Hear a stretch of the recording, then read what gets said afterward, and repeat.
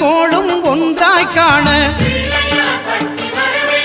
அங்கு கற்பகம் என்னும் கடவுளின் மெய்யில் சூரியன் முதலாய் 9 கிரகமும் பலவித குணங்களை கொண்டிருக்கும் எங்கள் கற்பக தருவில் அவை வரும்போது ஒன்றாய் சேர்ந்து பலனளிக்கும்.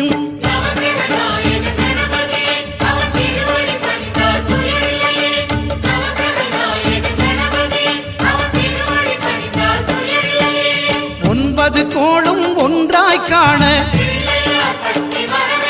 அங்கு கற்பகம் என்னும் கடவுளின் மெய்யில்